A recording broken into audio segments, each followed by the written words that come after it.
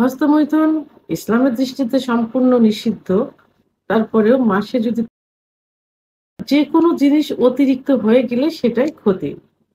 তো সেক্ষেত্রে দেখা যায় অতিরিক্ত হস্তমৈথুন, অতিরিক্ত বিছানায় ঘর্ষণ, অতিরিক্ত স্বপ্নদোষ, অতিরিক্ত যৌন মিলন ইত্যাদির কারণে কিন্তু যৌন অক্ষমতা আসে।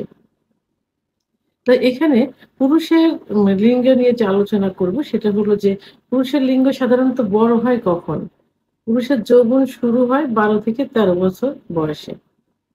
অর্থাৎ ১৩ থেকে ১৪ এরকমের মধ্যে। তা ১৪ থেকে ১৮ বছর বয়স পর্যন্ত লিঙ্গ বড় হয়। আর ১৮ থেকে ২৫ বছর বয়স পর্যন্ত লিঙ্গ মোটা হয়। তো এই সময়ের মধ্যে চলে লিঙ্গের উপরে বিভিন্ন অত্যাচার। অর্থাৎ যৌন যে অত্যাচারগুলো হয় এর উপর দিয়ে চলে।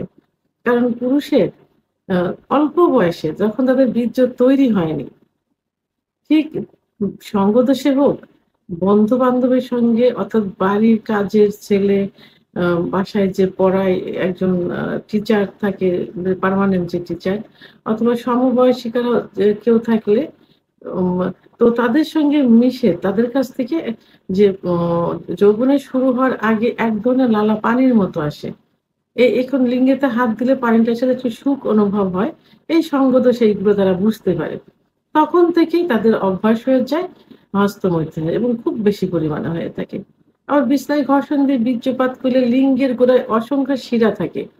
সেই শিরাগুলো কি হয়? লুজ হয়ে যায় অনেক সময় আ দেখে চিড়েও যেতে পারে। কারণ ঘর্ষণের কারণে লিঙ্গের মাথাটা বালিশ, কোল বালিশে পড়ে। কিন্তু প্রেশার আসে কিন্তু লিঙ্গের গোড়ায়। যেমন একটা গাছে পেলা দিলে পড়ে যাচ্ছে গাছটা পেলা দিচ্ছে।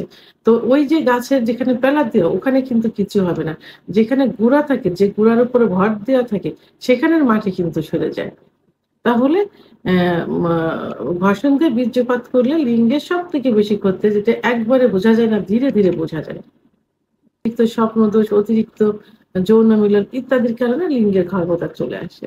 লিঙ্গ আস্তে, আস্তে ছোট হয়ে যায়। মনে হয় কচ্ছপের মতো ভিতরে ঢুকে যাচ্ছে নিস্তেজ অবস্থায়।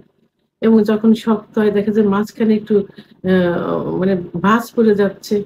আবার উত্থান অবস্থায় থাকে ধনুকের মতো বাঁকা হয়ে যাচ্ছে। পেরোনিস ডিজিজ যেটাকে বলে। আবার আগামোটা, গোড়া চিকন ইত্যাদি। তো এগুলো যখন হয় তখন এরা বিভিন্ন ওষুধ খেতে থাকে গোপনে, গোপনে। অনেকে বিয়েও করতে চায় না, বিয়ে করেও না। তো এই যে পথে ঘাটে পাশে বসে থাকা যে কবিরাজ, হেকিমদের কাছ থেকে তৈরি করা হালুয়া, আ আ বিভিন্ন অন টাইম ট্যাবলেট, ক্যাপসুল, বিকল্পধারা বিভিন্ন চিকিৎসা নিয়ে এগুলো বেশি ক্ষতি হয়ে যায়। তখন এর প্রতি তাদের একটা আস্থা, সে আস্থাটা হারিয়ে ফেলে। তখন তারা ন্যাচারাল কিছু খাবার খেতে চায়। ন্যাচারাল কিছু মেসেজ খুঁজতে থাকে।